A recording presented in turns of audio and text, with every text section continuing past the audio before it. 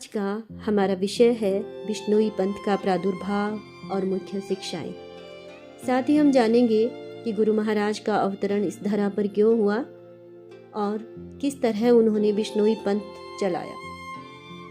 15वीं और 16वीं शताब्दी के संधि काल में जब समाज से धर्म कर्म समाप्त हो चुका था, दुष्ट और शैतान लोगों के भय से दुनिया त्राही त्राही कर रही थी, उस समय जनमानस में नई चेतना जगाने के उद्देश्य से महान संत दार्शनिक श्री गुरु जम्बेश्वर जी का अवतरण राजस्थान के नागौर जिले के पीपासर गांव में विक्रम संवत 1508 में श्री लोहट जी परमार और माता हंसा जी के यहाँ हुआ। सदगुरुदेव जी ने अपने तेजोमय और दिव्य अलौकिक चमत्कारों द्वारा, अपनी लीलाओं द्वारा अपने बचपन में ही जनमानस को प्रभावित करना शुरू कर दिया और सन्मार्ग पर लाने का पूर्ण प्रयास किया। इसी उद्देश्य के चलते विक्रम संवत 1542 में बिश्नोई पंथ की स्थापना की, जो इंसान को बेहतर से बेहतर इंसान बनाने का सामर्थ्य रखता है। सदगुरुदेव जम्बेश्वर जी ने एक ऐसा पंथ चलाया जिसमें समानता है, ऊंच नीच छोटे बड़े का कोई भेदभाव नहीं है, यहाँ तक कि जिसमें पुरुष और स्त्री में भी कोई भेदभाव नहीं माना गया है, जहाँ प्रकृति और पर्यावरण के प्रति पूर्ण समर्पण और जान न्योछावर करने की प्रेरणा है। इस पंथ में शुद्ध शाकाहार है।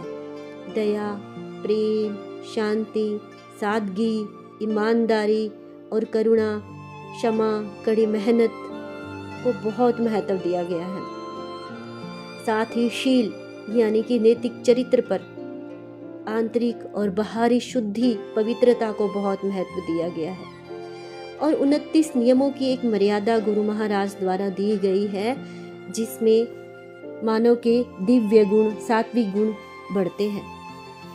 गुरुदेव द्वारा ऐसा पंथ चलाया गया है जिससे सीधे परमात्मा से जुड़ा जा सकता है और उससे सहज और सरल रास्ता कोई और हो भी नहीं सकता।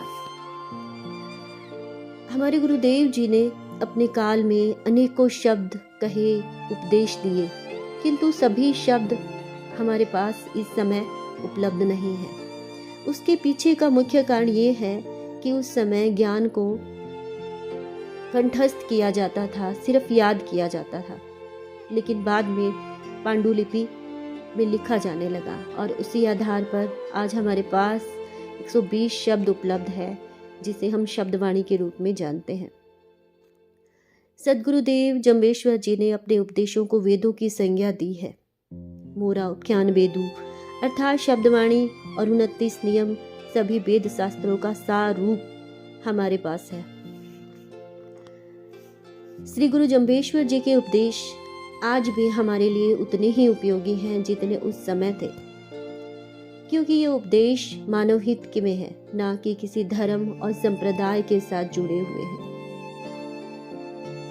उसके पीछे बल्कि उन्होंने सभी धर्मों का समन्वय करके एक सार्वभौमिक पंथ को जन्म दिया, ताकि अंधविश्वास, नैतिक पतन के वातावरण को समय रोका जा सके और आत्मबोध और कल्याण का एक मार्ग अपनाया जा सके। हम देखते हैं कि जिस ज्ञान और अध्यात्म की चर्चा आज देश विदेश में बड़े बड़े विचारक और संत कर रहे हैं, वो उद्घोषणा हमारे सदगुरुदेव जी ने तो 15वीं शताब्दी में कर दी थी। लेकिन वर्तमान समय की अगर हम बात करें तो समाज जाति, धर्म, पाखंड के आधार पर फिर से बढ़ चुका है। यहाँ तक कि ईश्वर को भी लोगों ने स्वार्थ अनुरूप अलग अलग करके बांट लिया है।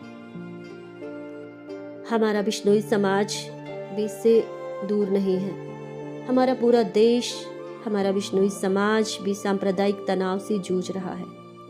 गुरुदेव जी ने हिंदू मुस्लिम एकता स्थापित करने के लिए अपनी वाणी में धार्मिक रूढ़ियों और उपासना की मान्यताओं, मंदिर, मस्जिद, अंधविश्वास का घोर विरोध किया है।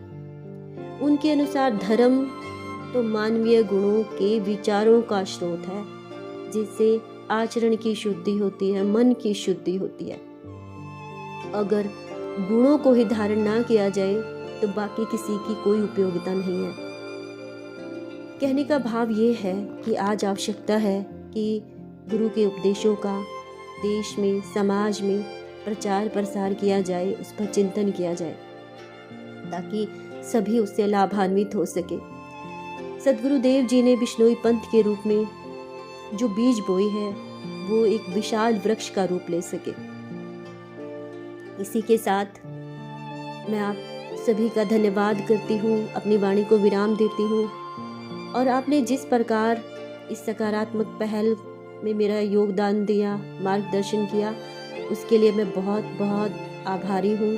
आप इसी तरीके से सहयोग देते रहें और गुरुदेव जी से भी प्रार्थना करती हूँ कि वो अपना आशीर्वाद इसी तरह बनाए रखे और मार्गदर्शन देते रहे ताकि निस्वार्थ भावना से इस कार्य को आगे बढ़ाया जा सके। एक बार फिर से धन्यवाद और गुरु के चरणों में वंदन।